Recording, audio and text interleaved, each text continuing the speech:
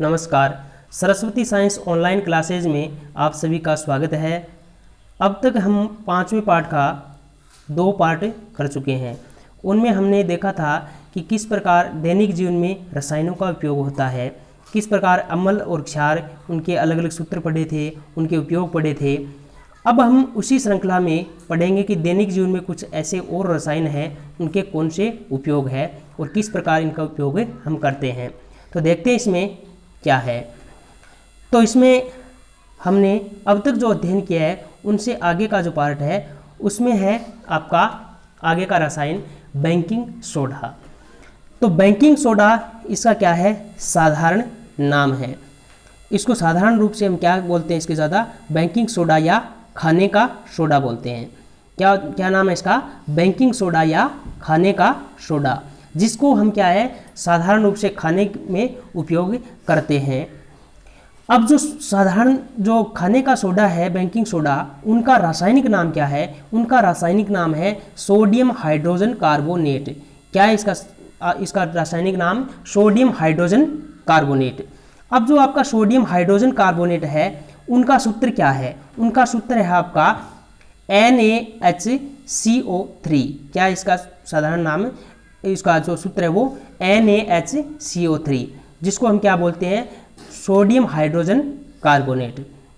अब देखते हैं इसमें जो आपके जो सोडियम हाइड्रोजन कार्बोनेट है, जो बेकिंग सोडा, उनको हम कैसे प्राप्त करते हैं, इसका निर्माण किस प्रकार होता है। इसका निर्माण हम करते हैं NaCl द्वारा, सोडियम क्लोराइड द्वारा इसका उपयोग निर्माण किया जाता है। कैसे करते हैं, सोडियम क्लोराइड है उनको क्या करते हैं, सोडियम क्लोराइड को कार्बन डाइऑक्साइड गैस इसमें प्रोवाइड की जाती है सोडियम क्लोराइड के विलयन में, यानी सोडियम क्लोराइड का विलयन बनाया जाता है, उसमें कार्बन डाइऑक्साइड गैस प्रोवाइड करके, और इन विधि द्वारा हम क्या करते हैं, यानी सोडियम क्लोराइड प्लस में जल, कार्बन डाइऑक्साइड और प्लस में NH3 अमोनिया, इसमें हमें क्या प्राप्त होते हैं, इसमें हमें प्राप्त होते हैं आपका पहला जो उत्पाद है वो प्राप्त होता है आपको अमोनियम क्लोराइड, और साथ में क्या प्राप्त होता है, सोडियम हाइड्रोजन कार्बोनेट, जो क्या आपका बेकिंग सोडा। कैसे प्राप्त करते हैं, NaCl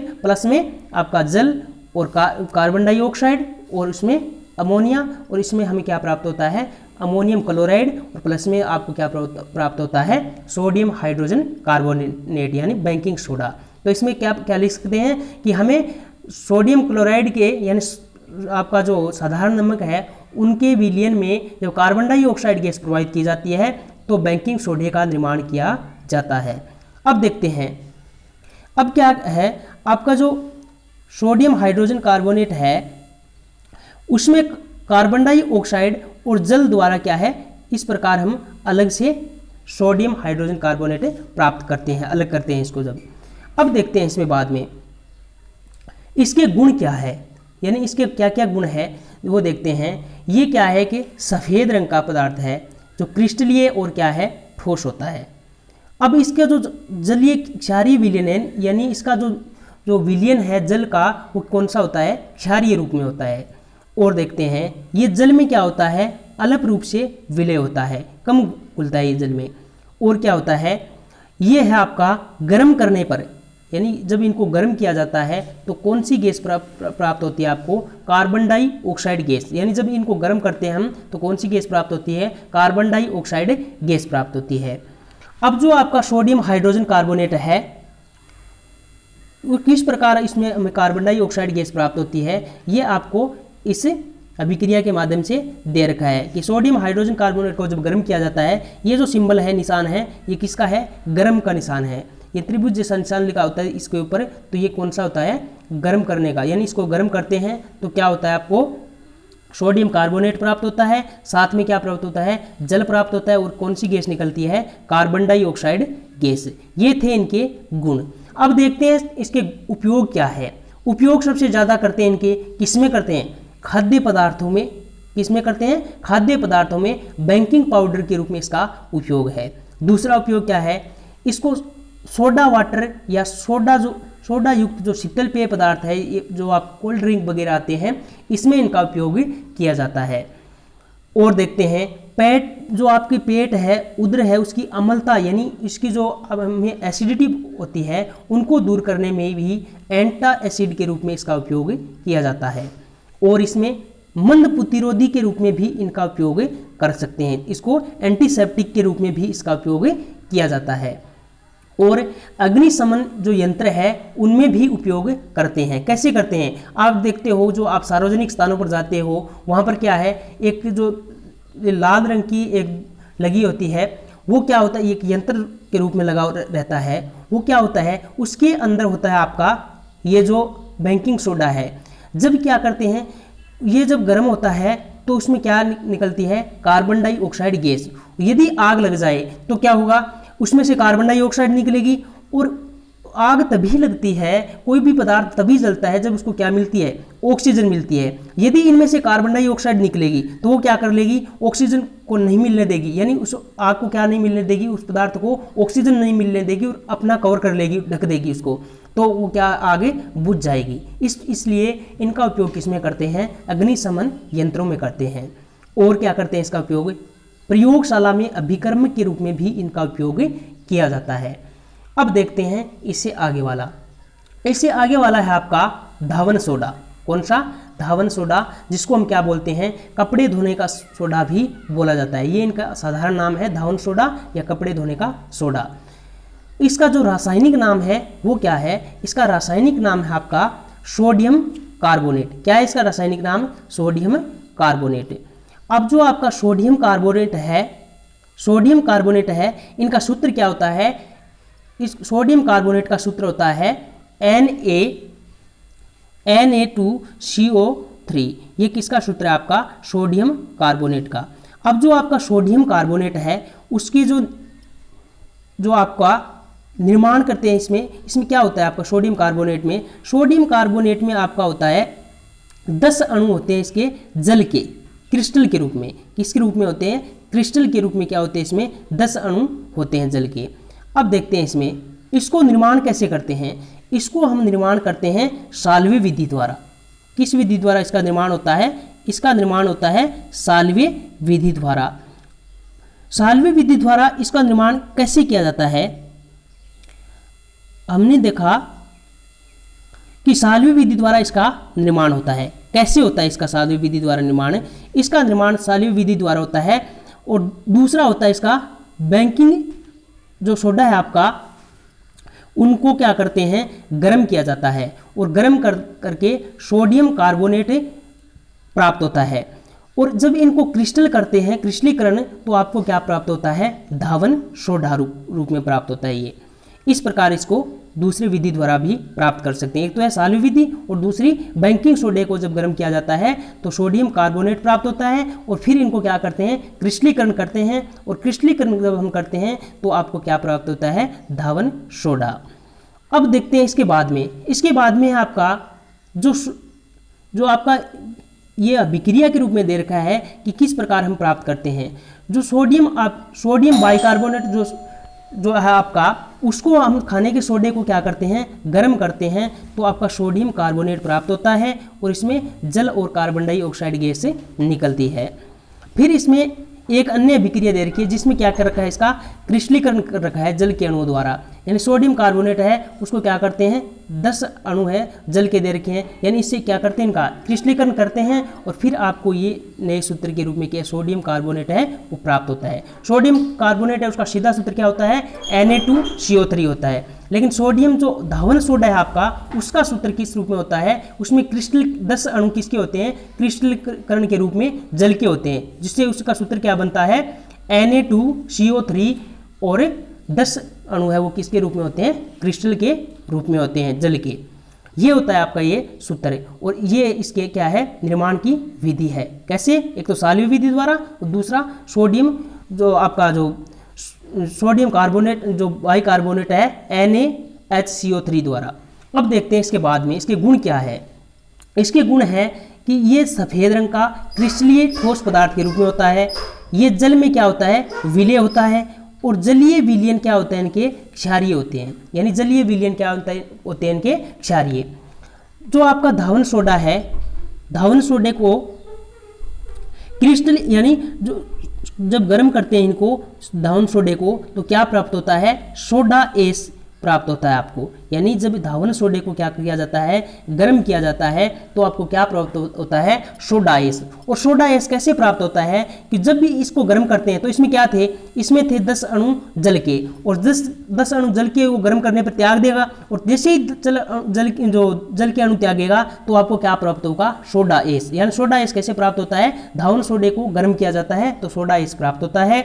अब देखते हैं इसमें बाद में, इसके जो आपको दे रखा है यहाँ पर अभिक्रिया के रूप में दे रखा है कि सोडियम जो कार्बोनेट है, यानी सोडियम कार्बोनेट आपका जो धावन सोडा है, उनको जब गर्म करते हैं 373 केल्विन पर से अधिक ताप पर, तो क्या प्राप्त होता है आपको, सोडा एस के रूप में प्राप्त होता है। यानी सोडियम कार्बोनेट सीधा सोडियम कार्बोनेट Na2CO3 है, वो किस रूप में होता है, सोडा एस बोला जाता है, सोडा एस। और जब 10 अणु जल के हो जाते हैं तो क्या हो जाता है, ये धावन सोडा होता है।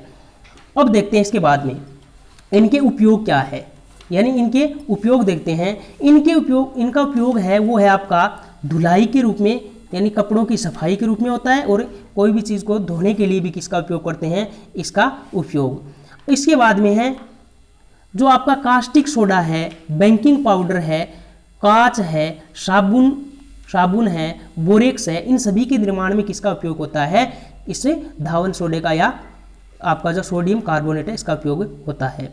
अब इसके बाद में है अपमार्जक के रूप में भी इसका उपयोग करते हैं, और पेंट बनाने में, कागज बनाने में और वस्त्र उद्योग में भी इसका उपयोग किया जाता है।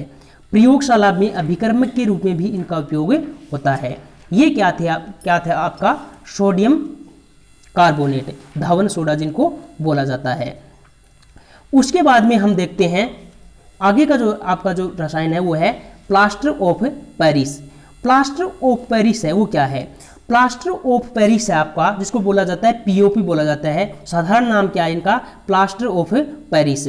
जो कहाँ पर निर्माण किया गया इसका, पेरिस में, यानी फ्रांस की राजधानी है एक पेरिस, फ्रांस देश है उसकी राजधानी है पेरिस, उसमें इसका निर्माण किया गया, और इसीलिए इनको क्या बोला जाता है, प्लास्टर ऑफ पेरिस।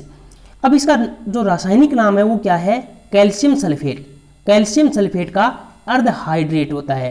क्यों होता है अर्धहाइड्रेट, कि जो आपका जो जिप्सम है उनसे इनको प्राप्त करते हैं, और जिप्सम में तो क्या होता है, जिप्सम में तो क्या होता है, 2 अणु जल के होते हैं, और इसमें क्या हो जाता है, आधा अणु ही जल का होता है, इसीलिए इसको क्या बोला जाता है, अर्धहाइड्रेट। यानी कैल्शियम सल्फेट का अर्धहाइड्रेट इसका क्या है रासायनिक नाम।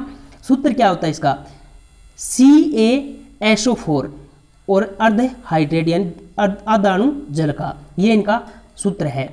अब निर्माण कैसे करते हैं इनको निर्माण करते हैं, जिप्सम जो होता है आपका, जिप्सम को गर्म किया जाता है 393 केल्विन ताप पर, तब क्या प्राप्त होता है आपको, पीओपी, यानी ये जो आपका प्लास्टर ऑफ पेरिस है वो प्राप्त होता है। किससे, जिप्सम से। जिप्सम को गर्म करते हैं 393 केल्विन पर, और फिर इसके क्या प्राप्त होता है, पीओपी, यानी प्लास्टर ऑफ पेरिस प्राप्त होता है।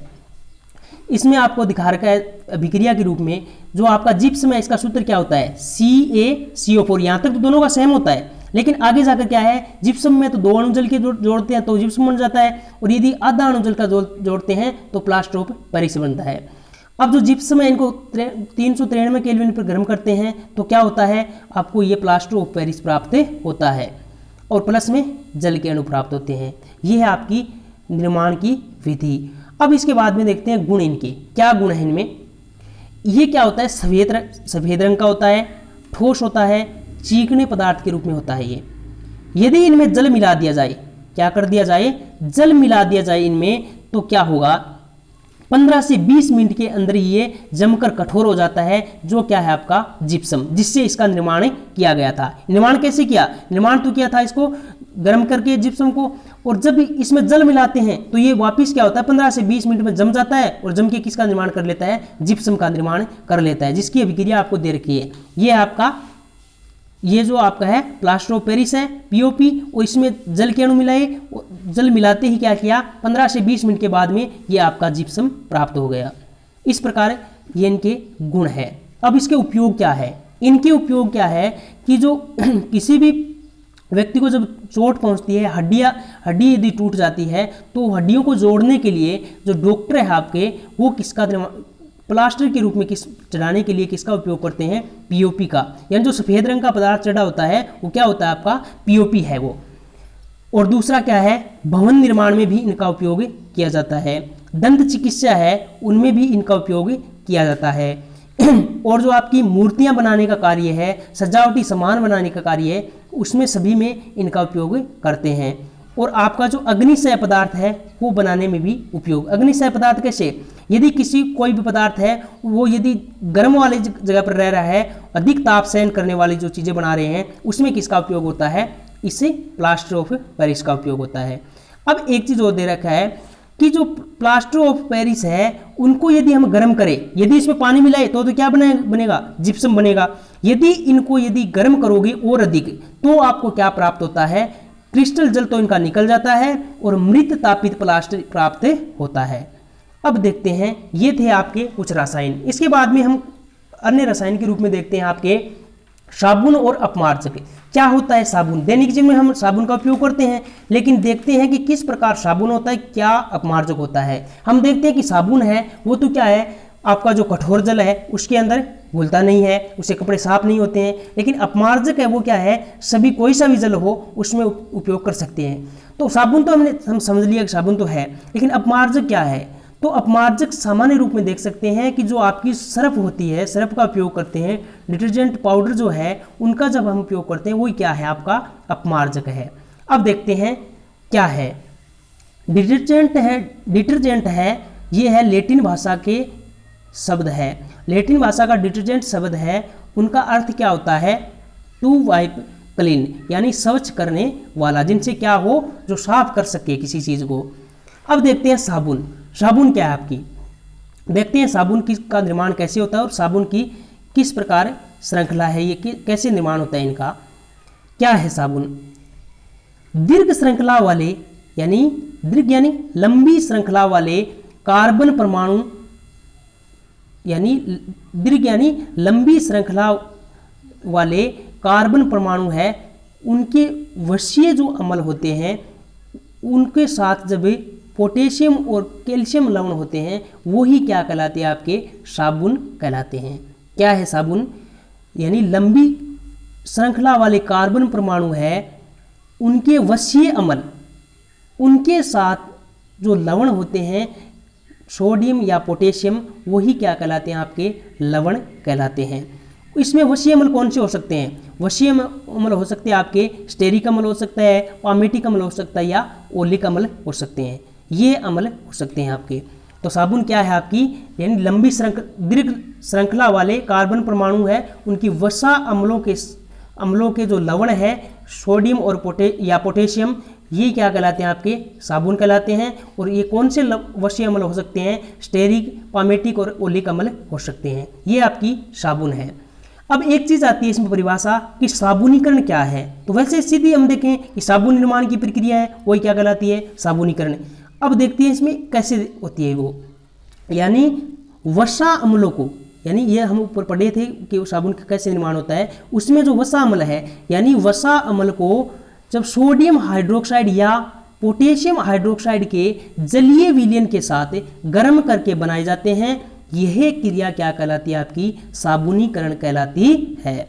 यानी आपके जो साबुन है उनका निर्माण कह सकते हैं कैसे होता है कि साबुन को वसा अम्लों को, यानी आपके जो वसा अम्ल है, वसा अम्लों को सोडियम या पोटेशियम हाइड्रोक्साइड के जलीय विलयन के साथ गर्म करके बनाए जाते हैं, और यह क्रिया आपकी क्या कहलाती है? साबुनीकरण कहलाती है। यह है आपकी साबुनीकरण। अब जो आपकी साबुनीकरण की जो क्रिया है उसमें आपको एक अभिक्रिया है वो आपको याद रखनी जरूरी है। क्या है इसमें? ये जो आपका अभिक्रिया दे रखी है ये आपकी साबुनीकरण, यानी साबुन का कैसे निर्माण करते हैं। तो हमने क्या पढ़ा? हमने पढ़ा कि जो आपके जो वशीय अम्ल है, यानी उच्च वशीय अम्ल, यानी दीर्घ श्रृंखला वाले जो है वो क्या है? यानी वशीय अम्ल ले लिया। ये तो पहला तो कौन सा ले रखा आपने? वशीय अम्ल है। ये इसका सूत्र आपको दे रखा है यहाँ पर CH2COR, CH और नीचे फिर जोड़ रखा है आपको CH2COR। ये जो R है वो क्या है? ये है आपके C17 और H35 के रूप में इसको ज़्यादा रूप में लेते हैं इसको। अब देखते हैं इसमें, यानी ये आपका वसीय अम्ल, वसीय अम्लों के रूप में इनको लेते हैं। यानी हमने ऊपर पढ़ा था, इसमें सबसे ज़्यादा किसको लिया जाता है, C17H35 को लिया जाता है। अब जब इनको क्या करते हैं, वसीय अम्लों को सोडियम या पोटेशियम हाइड्रोक्साइड के साथ गर्म करते हैं, तो क्या करते हैं, आपकी साबुन प्राप्त होती है। यह है आपके साबुन। और प्लस में क्या प्राप्त होता है साबुनीकरण की क्रिया में, ग्लिसरॉल प्राप्त होता है। आपको क्या प्राप्त होता है, ग्लिसरॉल। यह है आपकी साबुन निर्माण की अभिक्रिया। अब इसके बाद में देखते हैं मृदु साबुन कौन से होते हैं। इसमें एक चीज़ आती है मृदु साबुन। मृदु साबुन किसे बनाते हैं, हमने देखा कि इसमें कौन से 2 लवण लिए जाते हैं, सोडियम लवण या पोटेशियम। यदि पोटेशियम लवणों से जो साबुन बनते हैं वो कौन से होते हैं, आपके मृदु साबुन के रूप में होते हैं। जैसे हम प्रयोग करते हैं शेविंग शैम्पू के रूप में, यानी शैम्पू को उपयोग करते हैं, वो किससे बने होते हैं, पोटेशियम लवणों के। अब देखते हैं एक आती है पारदर्शी साबुन। तो पारदर्शी साबुन है, उनका उपयोग निर्माण कैसे करते हैं, यानी ग्लिसरीन का उपयोग करके जिस साबुन का निर्माण करते हैं वो कौन सी साबुन होती है, पारदर्शी साबुन होती है। ये थी आपकी साबुन की निर्माण की क्रिया। अब देखते हैं इसके बाद में अपमार्जक क्या होते हैं। ये तो थी साबुन की। अब देखते हैं अपमार्जक में, अपमार्जक का निर्माण कैसे होता है। अपमार्जक है आपके, वो किससे बने होते हैं, साबुन तो क्या थे, उच्च वसीय अम्लों के सोडियम या पोटेशियम लवण है वो थे, यानी लंबी श्रृंखला वाले कार्बन परमाणु हैं, उनके वसीय अम्लों के सोडियम और पोटेशियम लवण है, वो तो क्या है, साबुन है। अब जो अपमार्जक है वो क्या है, अपमार्जक है वो क्या होते हैं, सोडियम एल्किल सल्फेट, यानी सोडियम एल्किल सल्फेट जो क्या है ROSO2, यानी एल्किल सल्फेट है, यानी साथ में सोडियम। अब जो आपके हैं ये सोडियम एल्किल सल्फेट है तथा सोडियम एल्किल बेंजीन सल्फोनेट है, ये दोनों इन सभी के क्या होते हैं, ये सल्फोनेट के लवण होते हैं। अपमार्जक किसके होते हैं, सोडियम एल्किल सल्फेट तथा सोडियम एल्किल बेंजीन सल्फोनेट, इनसे बने होते हैं अपमार्जक। इन दोनों का सूत्र अलग अलग दे रखा है आपको, एक ऊपर दे रखा है और दूसरे वाला कौन सा है आपका, ये RC6H5 और SO3 और साथ में सोडियम। ये क्या है आपका अपमार्जक। अपमार्जक किसका बना होता है, सोडियम एल्किल सल्फेट तथा सोडियम एल्किल बेंजीन सल्फोनेट के। अब ये जो आपके सोडियम, अब देखो हम इसके बाद में देखते हैं कि जो सोडियम आयन और जो कैल्शियम आयन है, यानी ये सोडियम और कैल्शियम आयन मैग्नीशियम आयन को क्या करते हैं, प्रतिस्थापित करते हैं। यानी सोडियम आयन, कैल्शियम आयन और मैग्नीशियम आयन को क्या करते हैं, प्रतिस्थापित होकर ये क्या करते हैं, कैल्शियम या मैग्नीशियम सल्फोनेट बनाते हैं, जो जल में क्या होते हैं आपके घुलनशील और क्या नहीं बनते हैं, अवक्षेप नहीं बनते हैं, जिस कारण क्या ये सभी जल में क्या हो सकते हैं, घुल सकते हैं। अब इसके बाद में इसमें आगे देखेंगे कि किस प्रकार आपके कपड़े वो धुलते हैं, किस प्रकार इसकी क्रिया होती है साबुन के साथ। तो देखते हैं कि सभी जो साबुन है वो क्या करते हैं, मिसेल बनाते हैं। कौन सी संरचना बनाते हैं आपके, मिसेल। इसमें आपकी संरचना आती है कि मिसेल क्या है। तो मिसेल जो निर्माण की प्रक्रिया वो कैसे होती है, और उन्हीं से ही आपके कपड़े वो धुलते हैं। तो क्या होता है, जो आपकी साबुन होती है, आराम से समझना इसको, कि आपकी जो साबुन होती है उनके 2 सिरे के रूप में होते हैं। कितने सिरे के रूप में, 2 सिरा। कौन कौन सा, एक तो बोला जाता है ध्रुवीय सिरा। कौन सा सिरा, ध्रुवीय सिरा, जो तो क्या होता है आपका जल स्नेही, यानी जो सिर वाला भाग है, इसमें 2 भाग बना लिए इसके, ये जो दिखा रहेगा आपको नीचे, इसमें क्या है, जो ध्रुवीय सिरा है वो तो होता है जल स्नेही, और जो दूसरा सिरा आपको हाइड्रोकार्बन सिरा है वो क्या होता है, जल विरोधी। जल स्नेही कौन सा, जो जल के साथ क्या है, घुल सकता है। जल विरोधी कौन सा, जो जल के साथ नहीं घुल सकता है। तो क्या होता है, साबुन में 2 सिरे होते हैं, ध्रुवीय सिरा और हाइड्रोकार्बन भाग। ध्रुवीय सिरा है वो तो सिर वाला भाग, और पूंछ वाला भाग है वो कौन सा आपका, हाइड्रोकार्बन भाग। ध्रुवीय सिरा है वो तो जल में घुल सकता है, जल से नहीं है, और जो हाइड्रोकार्बन भाग है वो कौन सा, जल विरोधी है। अब देखो क्या क्या होता है इसमें, ये है आपकी अभिक्रिया के रूप में, यानी इस प्रकार लेते हैं इसको साबुन को। ये है आपके उच्च वसीय अम्लों से बने साबुन, और प्लस में साथ में क्या है, इसमें सोडियम, ये आपका लवण है। दोनों क्या करते हैं, इस प्रकार आप क्रिया करते हैं, क्रिया करके क्या करते हैं, दोनों अलग अलग हो जाते हैं। ये जो आपका भाग है, ये दो भाग बन गए आपके। ये वाला भाग है आपका, ये क्या है आपका जल स्नेही या ध्रुवीय भाग है। और दूसरा जो सोडियम वाला ये भाग है, ये कौन सा भाग है आपका जल विरोधी वाला भाग है, क्योंकि ये कौन सा है हाइड्रोकार्बन भाग।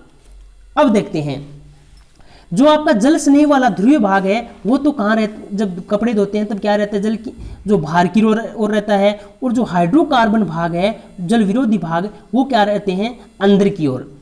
अब इसको इस संरचना के रूप में देख सकते हैं, ये जो दे रखी है आपको, इसमें इस संरचना के रूप में देख सकते हैं कि किस प्रकार इसका निर्माण, मिसेल का निर्माण होता है।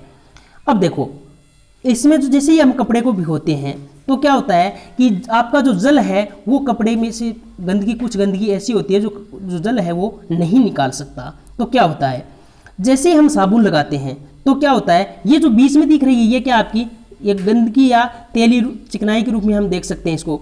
फिर क्या होता है, जैसे ही साबुन लगाते हैं तो क्या होता है, साबुन के दो भाग है, एक तो जल स्नेही और जल विरोधी, एक तो ध्रुवीय भाग है और एक हाइड्रोकार्बन भाग है।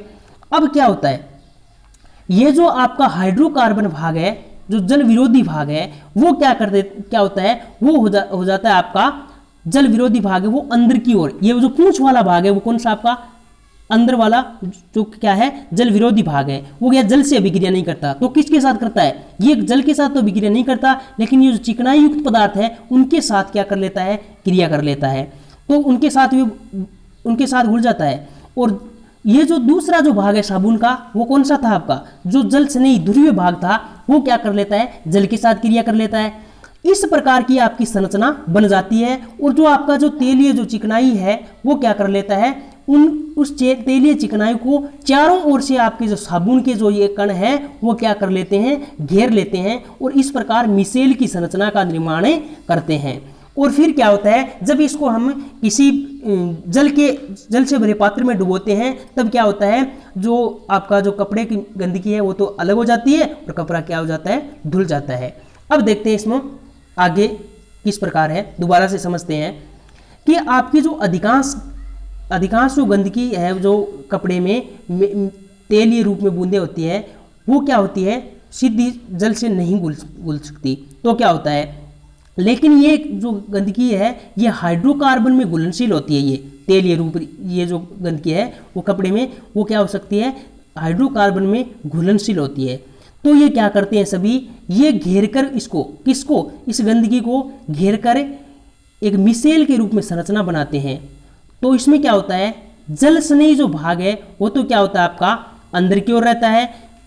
और जो जल विरोधी भाग है वो क्या हो जाता है आपका, जो जल विरोधी भाग है वो तो क्या रहता है अंदर की ओर, और जो जल स्नेही भाग है वो क्या रहता है बाहर की ओर। फिर क्या होता है, जो आपकी चिकनाई है, चिकनाई में जल क्या है, अघुलनशील है।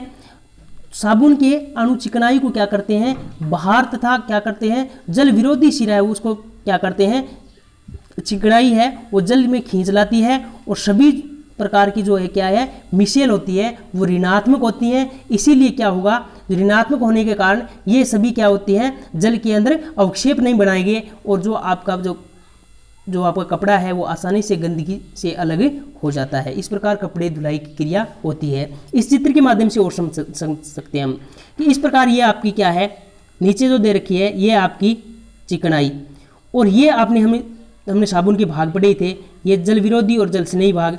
ये जल स्नेही है वो बाहर की ओर है, जल विरोधी भाग वो अंदर की ओर है। इस प्रकार ये चारों ओर से घेर लेते हैं इस गंदगी को। और क्या करते हैं, जैसे ही हम इसको कपड़े को दूसरे स्वच्छ पानी में डालते हैं तो ये क्या होती है, आपकी गंदगी अलग हो जाती है। इस प्रकार मिसेल निर्माण की क्रिया के द्वारा क्या है, कपड़े की धुलाई की जाती है। इस प्रकार साबुन है कपड़े धोने में कार्य करता है। ये तो था आपका साबुन का मिसेल निर्माण की क्रिया। अब क्या है कि इसमें प्रश्न के रूप में अलग से दो क्वेश्चन और बनते हैं। वो कैसे बनते हैं देखते हैं। एक तो क्या बनता है, इसमें बीच में हमने देखा कि जो साबुन है वो तो आपका कठोर जल में कार्य नहीं करता है, लेकिन अपमार्जक है वो क्या करता है, कठोर जल के साथ क्रिया करके आपको झाग देता है। क्यों, कारण क्या है इसका, हमने क्या पढ़ा, हमने ये पढ़ा था कि कठोर जल है उसमें क्या होते हैं, कैल्शियम और मैग्नीशियम के आयन होते हैं। ये आपने पढ़ा है कि जो कठोर जल है उसमें क्या होते हैं, लवण होते हैं, जो किसके बने होते हैं, कैल्शियम और मैग्नीशियम लवणों के बने होते हैं। अब कैल्शियम, कठोर जल में कैल्शियम और मैग्नीशियम के आयन होते हैं, जो साबुन के अणु में से सोडियम जो आयन है उनको प्रतिस्थापित कर देते हैं। वो ये जो कठोर जल के अंदर कैल्शियम और मैग्नीशियम आयन होते हैं वो क्या करते हैं, साबुन के जो अणु है उनमें जो सोडियम आयन है उनको प्रतिस्थापित कर लेते हैं। अतः ये क्या करते हैं, उच्च वसीय अम्लों को के जो कैल्शियम और मैग्नीशियम लवण है वो बन जाते हैं। इससे क्या होगा, कठोर जल के जो कैल्शियम और मैग्नीशियम आयन है वो क्या करते हैं, साबुन के जो सोडियम आयन है उनको प्रतिस्थापित कर देंगे और उच्च वसीय अम्लों के कैल्शियम और मैग्नीशियम लवण बन जाते हैं। और ये जो कैल्शियम और मैग्नीशियम लवण प्राप्त हुए हैं ये क्या होते हैं, जल में अघुलनशील होते हैं, घुलते नहीं है ये जल में। और क्या बन जाता है, आपका अवक्षेप बन जाता है और सफाई की क्रिया आसानी से नहीं होती है। तो ये तो था साबुन का, यानी साबुन क्यों नहीं घुलती है, कठोर जल के साथ जाग नहीं देती है। अब क्यों अपमार्जक क्यों दे देती है, ये क्या कारण है। जबकि क्या होता है, आपकी जो अपमार्जक है वो क्या होते हैं, कैल्शियम या मैग्नीशियम के सल्फोनेट बनाते हैं। ये यहाँ पर देखने वाली बात है कि जो आपका अपमार्जक है वो क्या करता है, कैल्शियम और मैग्नीशियम के सल्फोनेट बनाते हैं, जिसके कारण जो सल्फोनेट है वो क्या होते हैं, जल में घुलनशील होते हैं और अवक्षेप प्राप्त नहीं होते हैं। इसलिए आपकी जो सफाई की क्रिया वो क्या है, उसमें बाधा नहीं आती है और अपमार्जक आसानी से कपड़े को धुला सकते हैं। दोबारा से देखना कि जो कठोर जल है उसमें क्या होते हैं, कैल्शियम और मैग्नीशियम का आयन जो क्या करते हैं, साबुन के जो अणु है उनमें से सोडियम आयन को प्रतिस्थापित कर देते हैं, क्योंकि साबुन के अणु में क्या होते हैं, सोडियम या पोटेशियम लवण होते हैं, जिसको क्या कर देते हैं, वो प्रतिस्थापित करते हैं जल के अंदर जो लवण है वो आयन है। ये दोनों क्या करते हैं, उच्च वसीय अम्लों के कैल्शियम और मैग्नीशियम लवण बना देते हैं। फिर ये जो लवण बन जाते हैं ये होते हैं जल में अघुलनशील और हमें क्या प्राप्त होता है, अवक्षेप प्राप्त हो जाता है और जो सफाई की क्रिया वो नहीं हो पाती। जबकि जो अपमार्जक है उसमें क्या होते हैं, कैल्शियम या मैग्नीशियम के सल्फोनेट लवण बनते हैं इसमें, और इसमें जो जो सल्फोनेट आयन होते हैं ये क्या होते हैं, जल में घुलनशील होते हैं और अवक्षेप नहीं प्राप्त होता और आपकी जो सफाई की क्रिया वो आसानी से हो जाती है। अब देखते हैं कि जो अपमार्जक है उसमें ये क्रिया तो आसानी से होती है, वो दोनों जलों के साथ घुल सकता है, लेकिन इसमें क्या होता है कि इसमें कमी है। क्या कमी है इसमें कमी है कि जो अपमार्जक है उसका अपघटन नहीं होता। साबुन का तो अपघटन आसानी से हो सकता है, लेकिन अपमार्जक है उनका आसानी से अपघटन नहीं होता। तो क्या करते हैं, ये संश्लेषित अपमार्जकों के द्वारा जल प्रदूषण की समस्या उत्पन्न की जाती है। और क्यों होती है जल प्रदूषण की समस्या, क्योंकि ये इनका है वो जीवाणु आसानी से अपघटन नहीं कर सकते। अब इनसे निपटने के लिए क्या कर सकते हैं हम, इनकी जो श्रृंखला है, आर श्रृंखला है इनकी, उनको क्या करते हैं, कम शाखित यदि करते हैं, लंबी श्रृंखला न करके यदि श्रृंखला क्या कर दी जाए, कम कर दी जाए, तो अपघटन आसानी से हो सकता है इनका। ये निवारण की क्रिया इनकी। अब है इसमें एक प्रश्न और बनता है कि साबुन और अपमार्जक है उसमें अंतर क्या है। मुख्य प्रश्न ये सबसे ज़्यादा पूछने वाला प्रश्न है कि अपमार्जक और साबुन है उसमें अंतर क्या है। तो सबसे पहले अंतर के रूप में हम देख सकते हैं कि साबुन है वो क्या होता है, सबसे आसान सा है ये कि साबुन है वो मृदु जल के साथ झाग देता है। अपमार्जक क्या करता है, अपमार्जक मृदु और कठोर दोनों जलों के साथ झाग देता है। अब जो साबुन है वो क्या करता है, ये कठोर जल में झाग नहीं देता है, लेकिन आपने क्या पढ़ा, जो साबुन तो कठोर जल के साथ झाग नहीं देता है और अपमार्जक है वो कठोर जल के साथ झाग देता है। तीसरी हम देख सकते हैं, तीसरा इसमें अंतर है कि कार्बन की लंबी श्रृंखला वाले ये क्या होते हैं, सोडियम और पोटेशियम लवण होते हैं साबुन। लेकिन जो आपके अपमार्जक है वो क्या होते हैं, ये होते हैं आपके सोडियम एल्किल सल्फोनेट या सोडियम एल्किन बेंजीन सल्फोनेट। इसमें तीन अंतर बनने पड़ा, एक तो साबुन मृदु जल के साथ झाग देता है और अपमार्जक क्या होता है, अपमार्जक मृदु और कठोर दोनों जलों के साथ झाग देता है। साबुन है वो क्या है, कठोर जल से साथ क्रिया नहीं करता है, लेकिन अपमार्जक वो कठोर जल के साथ क्रिया करता है। तीसरा हमने क्या पढ़ा कि जो साबुन है वो क्या होता है कि साबुन कार्बन की लंबी श्रृंखला वाले सोडियम और पोटेशियम लवण होते हैं, ये हमने शुरू में पढ़ा। और जो अपमार्जक क्या होते हैं, ये होते हैं सोडियम एल्किल सल्फोनेट, ये सोडियम एल्किल सल्फेट और सोडियम एल्किल बेंजीन सल्फोनेट होते हैं। ये इसमें अंतर दे सकते हैं। इस प्रकार हमने इस पाठ का पूरा अध्ययन किया। यदि इसमें से कोई आपको पॉइंट न समझ में आए तो आप दोबारा से कमेंट करके पूछ सकते हो। यदि आपको 10th क्लास का पूरा सिलेबस करना है तो इस YouTube चैनल के माध्यम से सर्च करके इनसे पूरा आपको कोर्स मिलेगा, शुरू से लेकर अंत तक का। और नोट्स की यदि आवश्यकता है तो टेलीग्राम चैनल पर जाकर सर्च कर सकते हो आप। थैंक यू, धन्यवाद।